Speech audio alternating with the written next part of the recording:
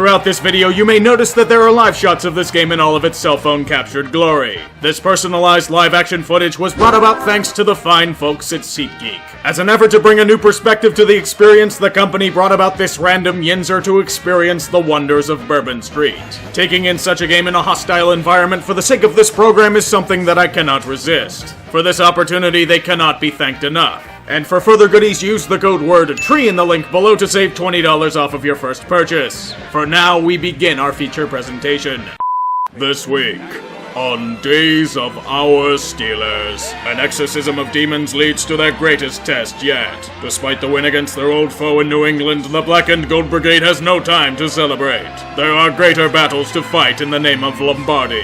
An NFL insider stated on a public forum that Captain Fatfuck suffered cracked ribs in the defeat against Oakland. As a great leader of men, he dismisses these allegations as fake news. A man of Ian Rappaport's stature is to be questioned, regardless of sources feeding him this information.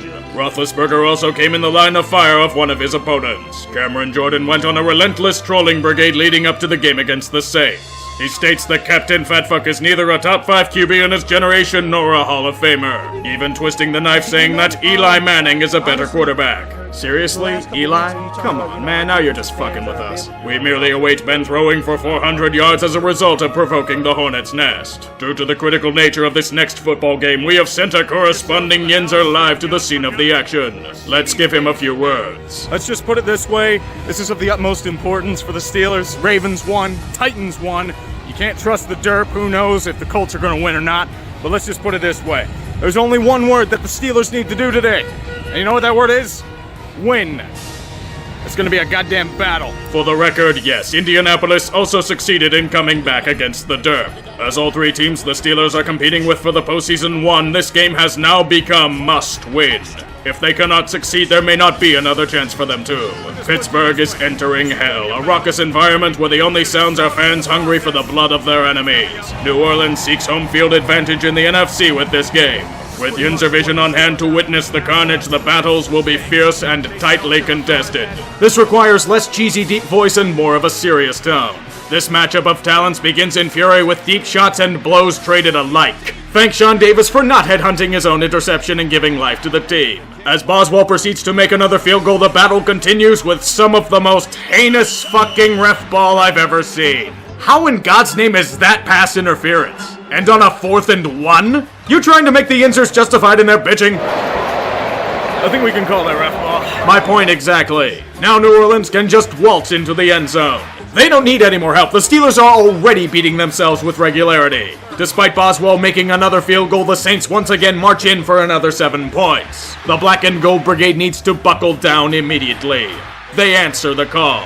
The Steelers may be masters at playing down to their competition, but they also have the uncanny ability of playing up to great challenges as well. It's one of the more frustrating aspects of this team over the past 15 years. As Captain Fatfuck needs to make Cam Jordan eat shit, he strikes daggers to AB and Juju. The Saints' Achilles heel is exposed. They cannot stop the Steelers' high-end passing attack. Eli Apple is still as shit as he was with the Giants. A touchdown is scored, and a 2-point conversion brings this game back to a deadlock. Even as the Saints storm back for a field goal before halftime, there is hope in Yinzerland. Give you a little update, 17-14 Saints. I mean, that's how I figured exactly what it would be. The Steelers are really close, very tight game, a lot of competition. I mean, I'm nervous as hell, not gonna lie. The inner Yinzer in me is not doing too hot, but I mean, it's a great game of football. Well, except for the horrible pass interference. Thanks, ref ball. The Steelers can do this. They are playing with a fire and heart worthy of champions. This thinking is halted as the Bayou fever storms throughout Bourbon Street with hand grenades and hurricanes in hand. They shred the defense with efficiency. The only way to keep up with this kind of outfit is through high-octane aggressiveness. Think of an 80-yard drive with no signs of stopping this runaway train. Even the defense is making Drew Brees' life a living hell. The Steelers can smell their fear. Captain Fatfuck is throwing dimes as Pittsburgh takes the lead, not to mention another 3 and out. The Black and Gold Brigade is doing the unthinkable, marching the Saints out of their own building. Literally nothing they do can stop them. It's Ridley. Nowhere. Pittsburgh does that well enough on their own.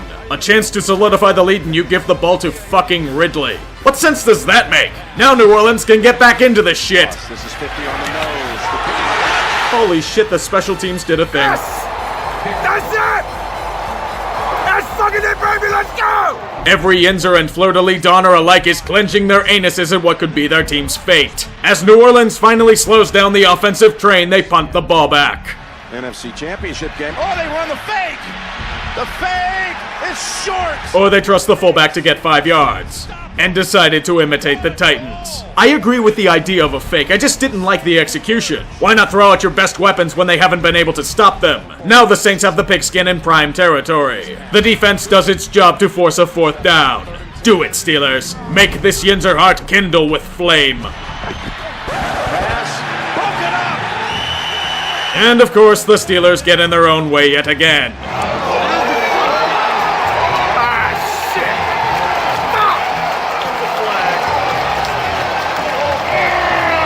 Despite New Orleans' effort to hand the game away, the steel curtain bent to give up a fucking 3rd and 20.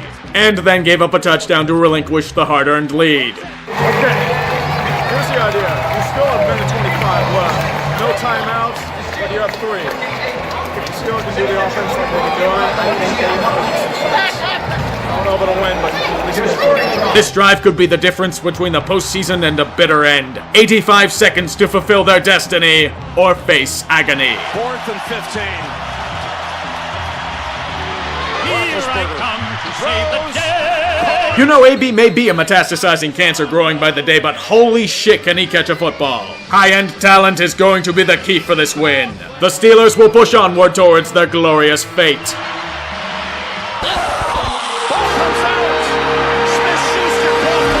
Dagger to the heart. Their reliance on talent backfired horrifically. God save the Yinzers.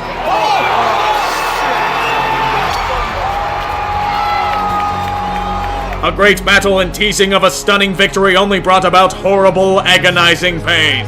The Steelers had failed in one of the most brutal ways imaginable. By their own doing. The Saints secure the number 1 seed in the NFC as they have another statement win to their season. As for Pittsburgh, lamentation.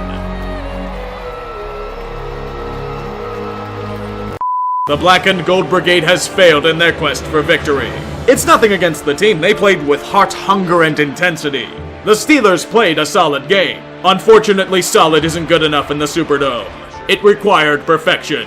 They weren't. As they have shot themselves repeatedly, Pittsburgh now stares death in the face. They no longer control their own destiny.